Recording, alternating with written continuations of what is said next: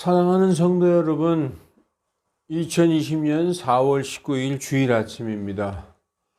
우리가 마음속의 모든 어두움을 떨쳐버리고 이 주일 아침 하나님께 기쁜 마음으로 예배 드리십시다.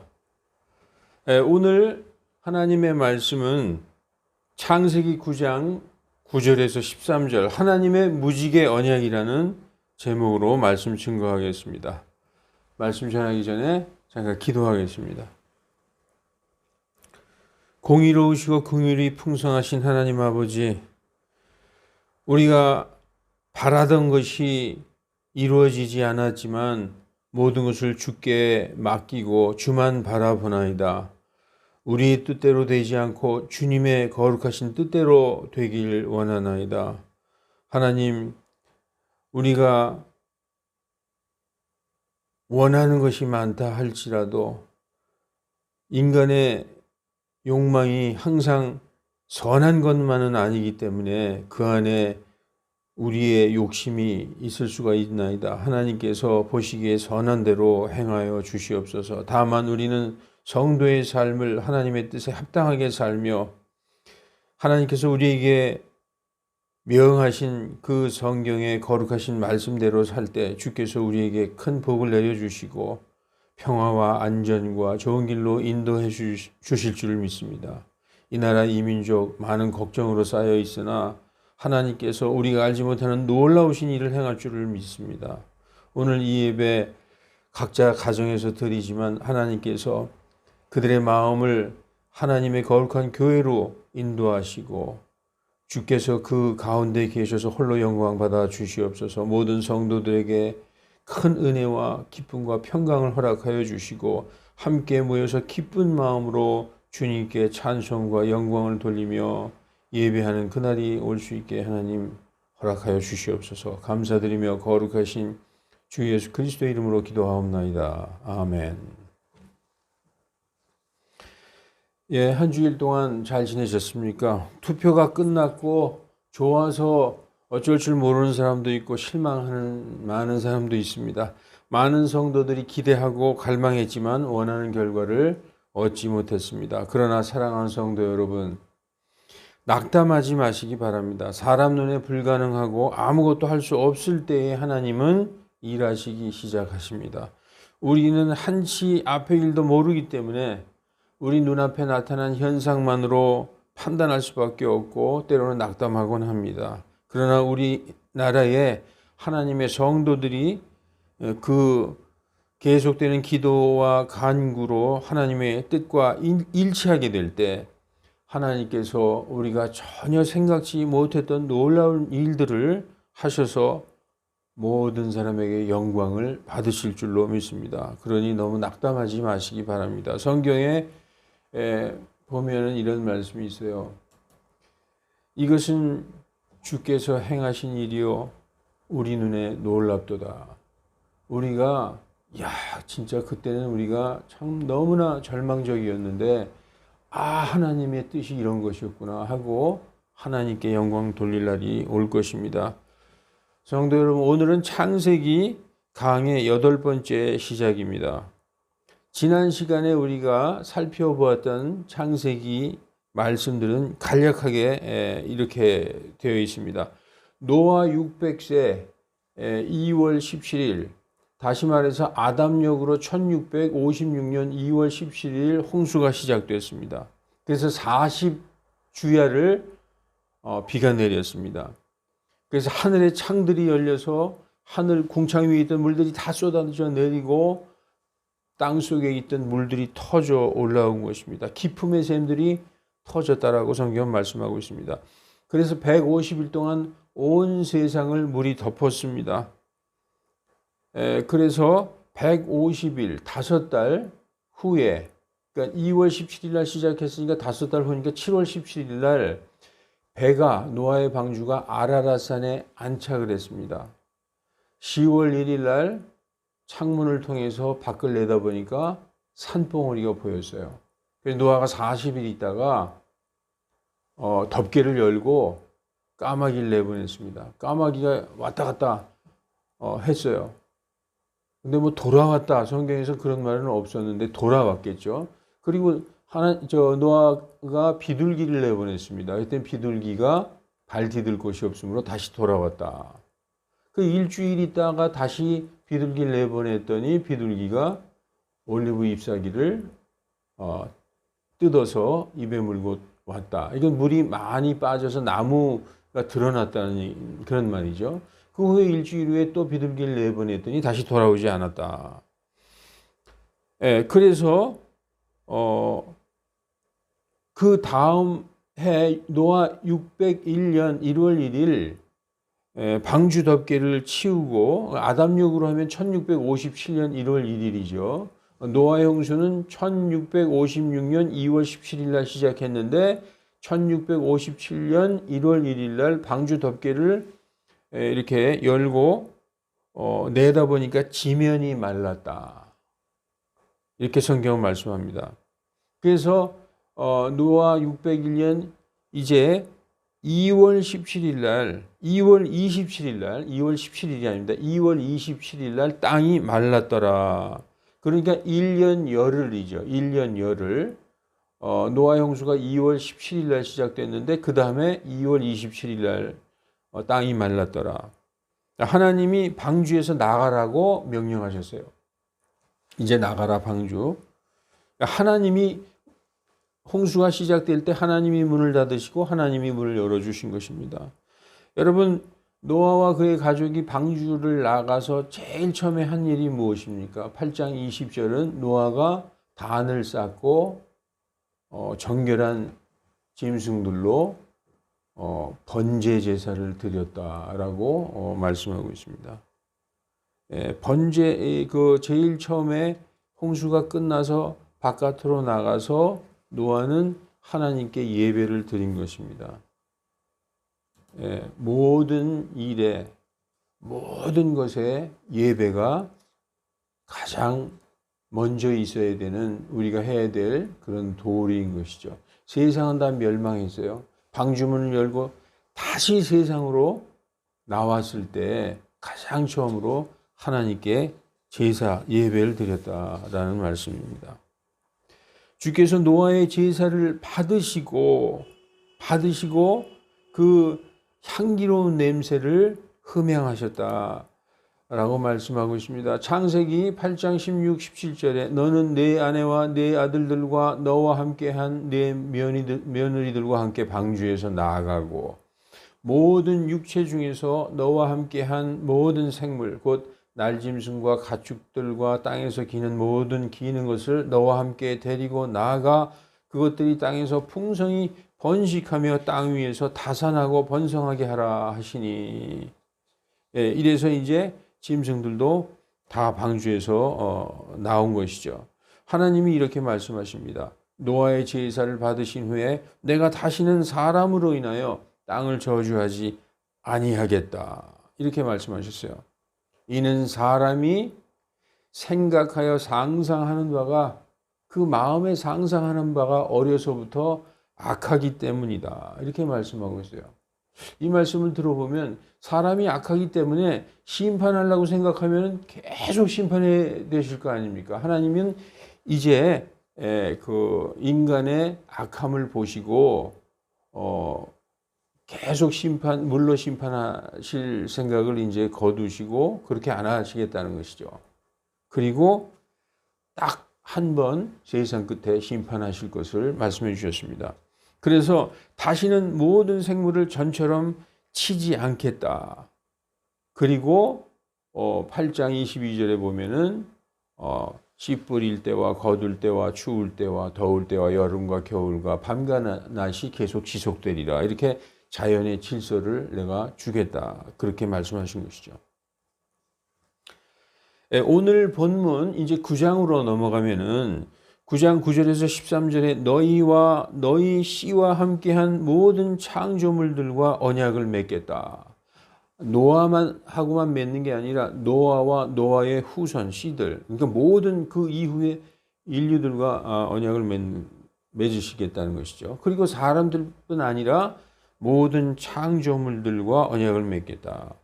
창세기 8장 16절에 이렇게 말씀하셨고, 노아에서부터 다시 시작하시는 하나님이 노아에게 뭐라고 말씀하셨느냐?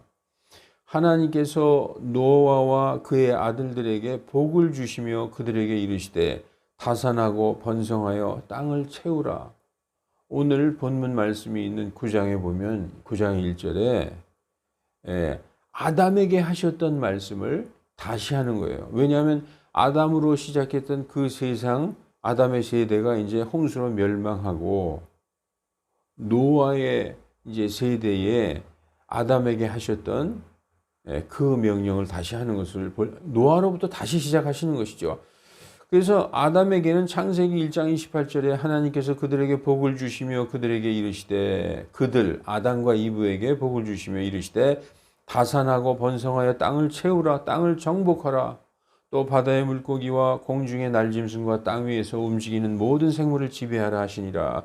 이 말씀이 이제 노아에게 다시 하시는 것입니다. 하나님께서 노아와 그의 아들들에게 복을 주시며 그들에게 이르시되 다산하고 번성하여 땅을 채우라 이렇게 말씀하신 것입니다. 자, 오늘 창세기 9장 말씀을 보면은 전체를 한번 간략하게 살펴보겠습니다. 언약에 하나님께서 이제 다시는 사람들을 물로 심판하지 않겠다. 모든 창조물, 모든 생물들도 물로 심판하지 아니하시겠다 하시면서 노아와 언약을 맺었는데 그 언약의 증표로서 무지개를 보여주셨어요. 언약의 내용은 이렇습니다. 하나님은 인간이 사는 지구를, 이 세상을 다시는 홍수로 멸하시지 아니하시겠다. 이 내용이 창세기 8장 21절, 22절 그리고 9장 1절에서 17절까지 말씀입니다. 그러나 지구는, 이 세상은 다시 멸망해요. 언제? 예수 그리스도께서 오실 때, 그때가 심판할 때입니다. 그때는 불로 멸망할 것이다. 노아 때는 물로 심판하셨지만 예수님이 오시는 그 마지막 세상 끝날은 불로 심판하실 것이다.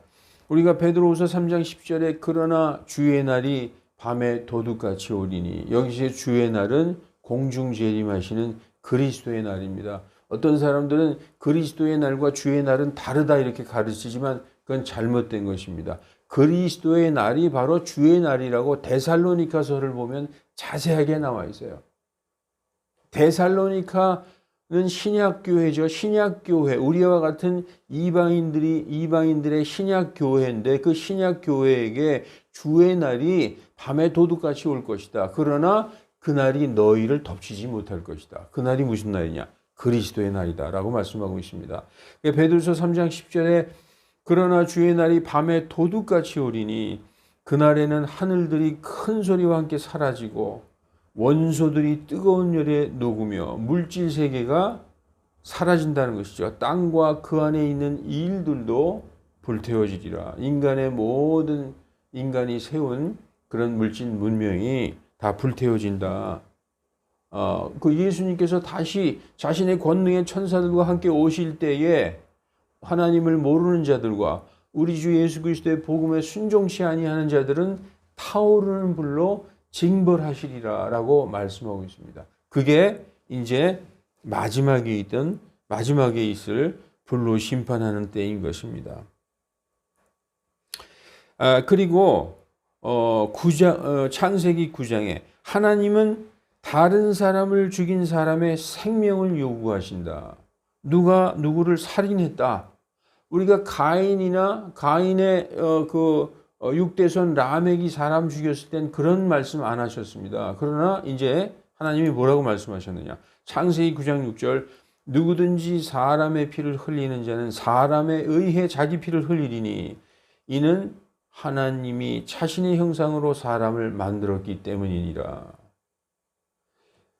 우리가 모든 사람, 예수님을 믿는 자나 믿지 않는 자나 하나님이 이 창조하신 사람은 그 안에 하나님의 형상을 가지고 있다는 것입니다. 예수님 믿으면 하나님의 형상을 완전히 회복하는 것이죠.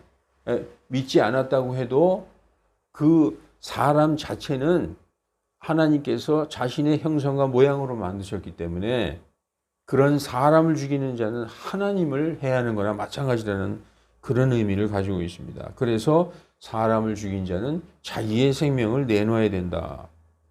그리고 자연의 질서와 계절이 확정돼요. 이거는 이제 창세기 8장 21절, 8장 제일 마지막 절에 이제 그런 말씀을 이제 주셨습니다. 땅이 있을 동안에는 다시 말해서 예수 그리스도께서 오셔서 이 땅을 심판하기 전까지, 그 끝이 오기 전까지는 뿌리는 때와 거두는 때와 추위와 더위와 여름과 겨울과 낮과 밤이 그치지 아니하리라. 이 자연의 질서와 그 순환을 하나님께서 유지하시겠다 말씀하셨어요. 그리고 동물들, 모든 이 그 창조물들이 사람을 두려워하게 될 것이다. 창세기 9장 2절에 땅의 모든 짐승과 공중의 날 짐승과 땅 위에 움직이는 모든 것과 바다의 모든 물고기가 너희를 두려워하고 너희를 무서워하리니 내가 그것들을 너희 손에 넘겨주었느니라. 이 모든 이런 동물, 날짐승 그리고 가축, 짐승, 물고기 이런 모든 생명체들을 지배할 그런 권리를 주신 것이죠. 복종해야 되는 것입니다. 그런 다른 동물들은. 그래서 하나님께서 사람이 동물의 고기를 먹을 수 있게 허락하셨어요. 이 노아의 홍수 이후부터는 고기를 먹게 되는 것입니다. 창세기 9장 3절 4절 살아서 움직이는 모든 것은 너희에게 먹을 것이 될 것이요 푸른 채소와 같이 내가 모든 것을 너희에게 주었느니라. 이때부터 육식이 시작되는 것입니다. 그러나 너희는 고기를 그것의 생명과 함께 곧 그것의 피와 함께 먹지 말지니라. 이 말씀은 모세의 율법 이전에 주신 말씀이잖아요. 모세의 율법 이전에 주신 말씀. 어떻게 보면은 살인하지 말라 이런 하나님의 법과 같은 맥락에서 볼 수도 있습니다. 그러나 또 이제 신약 성경 디모데전서 4장 4절 같은 데 보면은 하나님의 모든 창조물은 선함으로 감사함으로 받으면 거부할 것이 없느니라. 뭐든지 먹을 수 있다.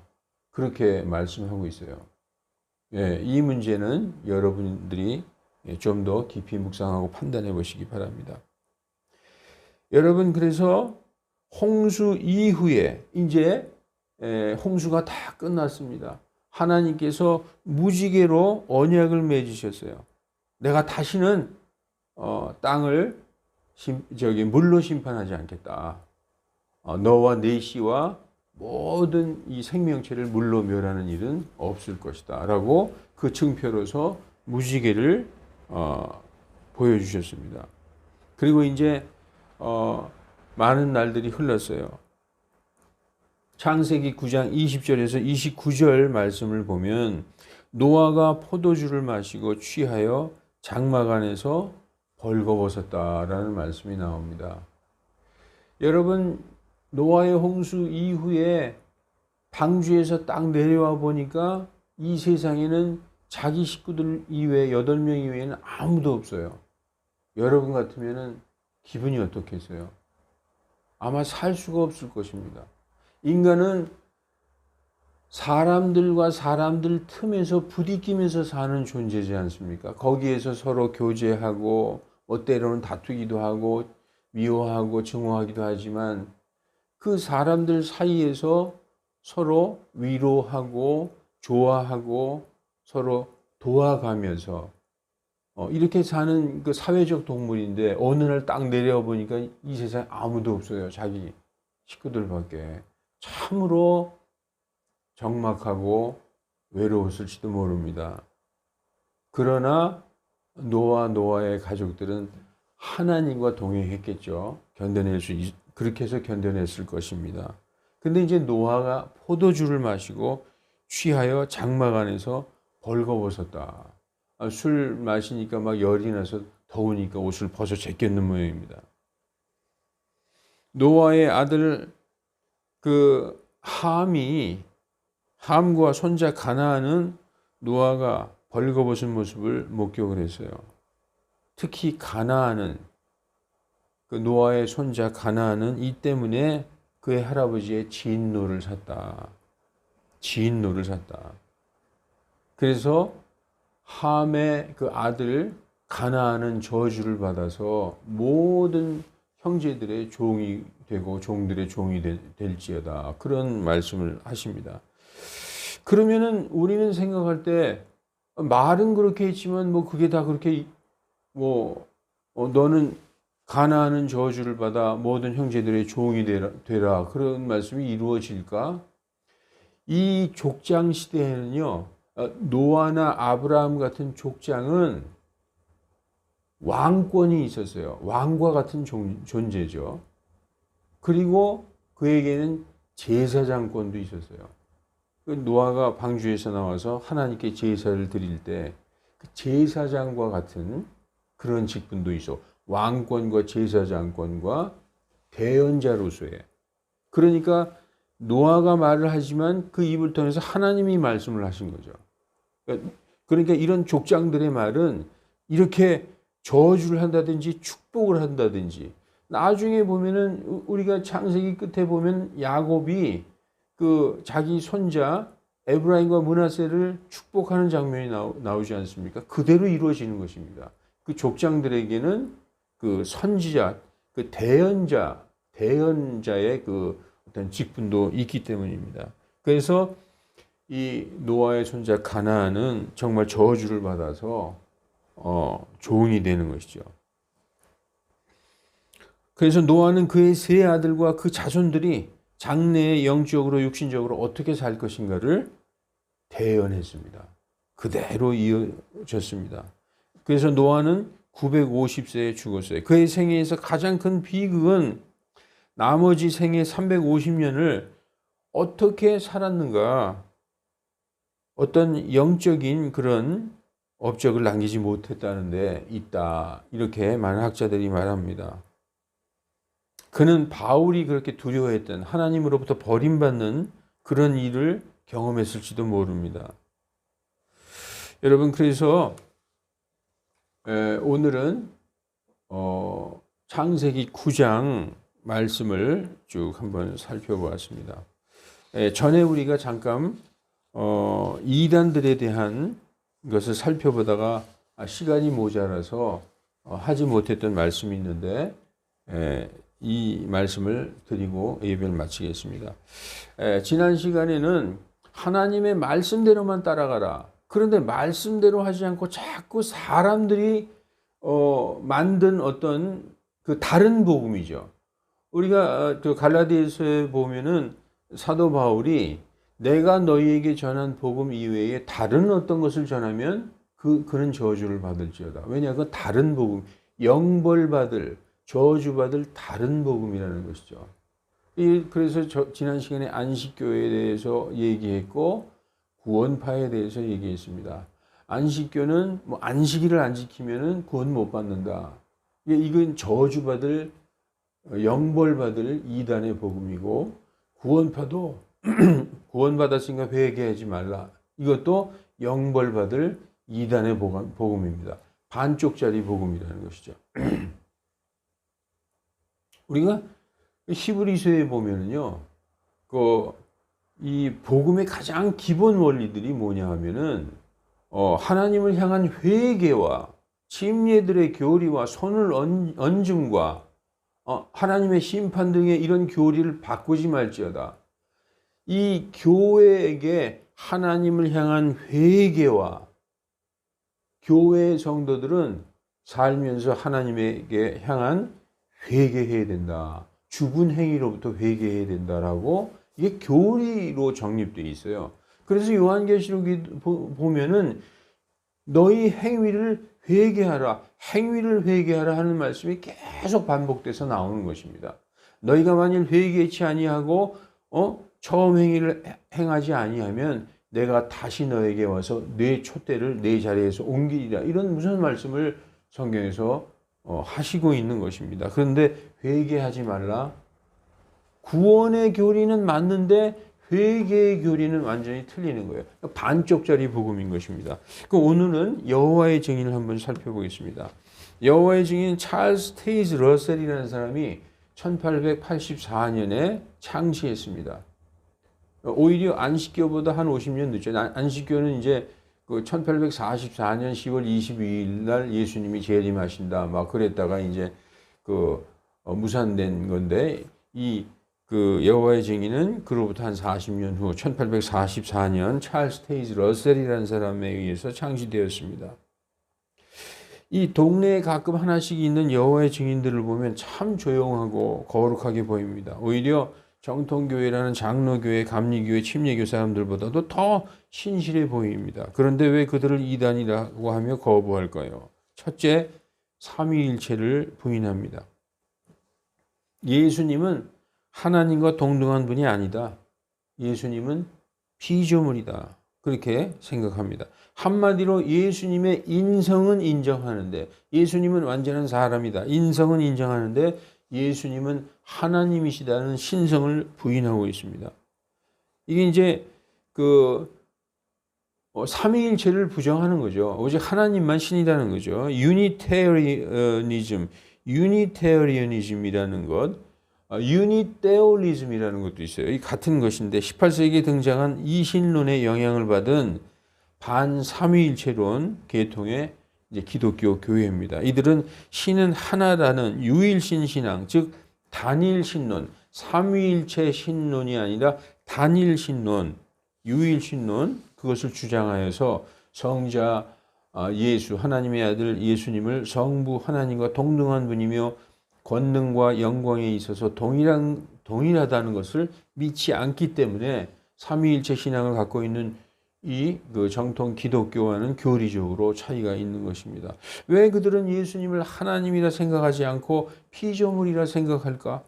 그들이 그 주장하는 그 성경 말씀 중에서 골로새서 1장 15절이 있습니다. 그분께서는 보이지 아니하시는 하나님의 형상이시요 모든 피조물의, 모든 창조물의 처음 나신 분이시니라, 이렇게 말씀하고 있습니다. Firstborn of every creature, the firstborn of every creature, 모든 창조물의 처음 나신 분이다. 그렇기 때문에 그분은 창조물 중에서 1번이다. 결국 창조물이다. 이렇게 해석을 하고 있죠. 그러나 모든 창조물 중에서 1번이라는 그런, 지금 골로새서 1장 15절은 그런 말씀을 하고 있는 게 아닙니다. 문맥을 봐야 돼요. 문맥을. 16절까지 쫙 이렇게 읽어봐야 되죠. 눈으로 볼 수 없는 하나님이 처음으로 눈으로 볼 수 있는 창조물의 육체, 사람의 육체를 입고 오셨다. 그분이 바로 예수님이다. 그 말씀하고 있는 것입니다. 골로새서 1장 16절이 그것을 증명합니다. 여러분 골로새서 1장 16절을 펴놓고 보세요. 이는 그분에 의해 모든 것이 창조되었기 때문이다. 15절은 모든 창조물 중에서 처음 난 분이시다. 창조물이다라고 이해해 놓고 그분께서는 그분에 의해 모든 것이 창조되었다. 이건 문맥이 맞지가 않는 거죠. 지금 그분은 모든 창조물의 처음 나신 분이다라는 것은 창조물의 형상을 입고 처음 오셨다라는 것입니다. 그 이전에 창조물의 형상을 입고 하나님이 오신 적이 없다. 모든 창조물의 처음 나신 분이라는 의미는 바로 그런 뜻입니다. 그래서 그 의미가 이는 그분께서 그분에 의해 모든 것이 창조되었기 때문이다. 예수님에 의해서 모든 것이 창조되었다는 것입니다. 지금 예수님은 창조주다라고 말씀하고 있어요.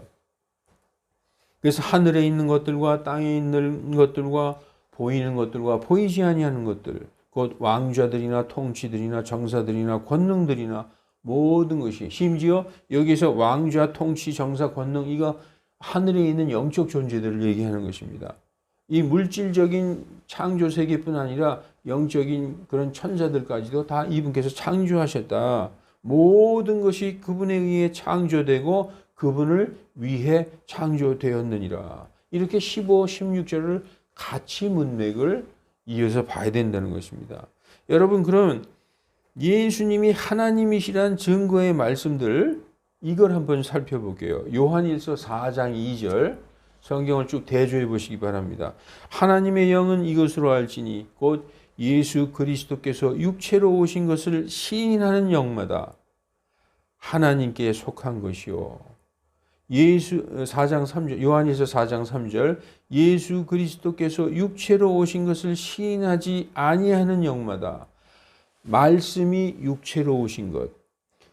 창조 이전에 영원 속에서 하나님과 같이 계셨던 그 말씀이신 예수님이 인간의 육체, 창조물의 육체를 입고 처음 오셨다. 이것을 시인하지 아니하는 영마다 하나님께 속한 것이 아니니 이것이 곧 적그리스도의 영이니라. 그것이 오리라는 말을 너희가 들었거니와 지금 이미 세상에 있느니라. 요한복음 1장 1절 여러분 잘 아시는 말씀이죠. 처음에 말씀이 계시니라. 이 말씀은 바로 예수님이십니다. 로고스, 말씀으로 창세전에 영원 속에서 하나님과 계셨던 그 말씀, 처음에 말씀이 계시니라. 이 말씀이 하나님과 함께 계셨으니 이 말씀은 곧 하나님이시니라 라고 말씀하고 있어요. 그분께서 처음에 하나님과 함께 계셨고 모든 것이 그분에 의하여 만들어졌으니 만들어진 어떤 것도 그분 없이는 만들어지지 아니하였느니라. 골로새서 1장 15, 16절하고 동일한 말씀입니다. 그리고 요한복음 1장 14절에 말씀이 육체가 되어 우리 가운데 거하심에 우리가 그분의 영광을 보니 아버지에게서 유일하게 나신 이로서의 영광이요 독생자로서의 영광이요 은혜와 진리가 충만하더라. 요한일서 5장 20절 또 아는 것은 하나님의 아들이 오셔서 우리에게 지각을 주사 우리로 하여금 진실한 분을 알게 하신 것과 또한 우리가 진실하신 분 곧 그분의 아들 예수 그리스도 안에 있는 것이니 이분은 이 예수 그리스도는 참 하나님이시요 영원한 생명이시니라. 그러니까 우리가 예수 그리스도 안에 있으면 하나님 안에 있는 거예요. 이 끝부분에 그분의 아들 예수 그리스도 안에 있는 것이니 이분은 이 예수 그리스도를 말씀하시는 거죠. 이분은 참 하나님이시요 영원한 생명이시니라. 그리고 개역성경에는 없음이라고 되어 있는 요한일서 5장 7절에 삼위일체의 가장 명백한 증거가 있습니다. 하늘에 증거하시는 세 분이 계시니 아버지와 말씀과 성령이시라.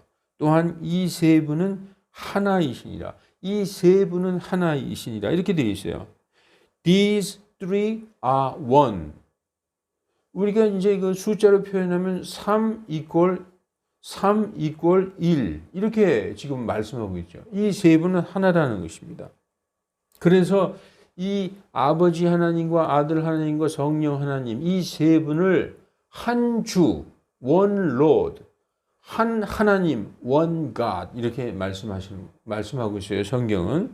그래서 이렇게 예수님이 하나님이시요 창조주이시라는 것을 부인하고 예수님은 사람이고 피조물이라고 주장을 하게 되면은 가장 중요한 걸 부인하기 때문에 그들이 아무리 거룩하고 신실해도 성경의 가장 중요한 핵심 교리를 부정하기 때문에 그들에게 이단이라고 하는 것입니다. 여러분, 신천지 아니면 무슨 안상홍 하나님의 교회 이런 건 두려워할 일이 없어요. 너무나 보면은 우리가 다 알 수 있는 만화책 같은 얘기하고 있으니까 그런 건 두려워할 거 전혀 없습니다. 그건 기독교도 아니죠. 그런 것들은. 그런데 이렇게 아주 성경적인 모습을 하고 있고 아주 신실한 모습을 보이고 있는데 교리적으로는 잘못된 그런 인간들, 이게 더 무서운 것입니다. 오늘은 여기까지 하겠습니다. 잠시 기도하겠습니다.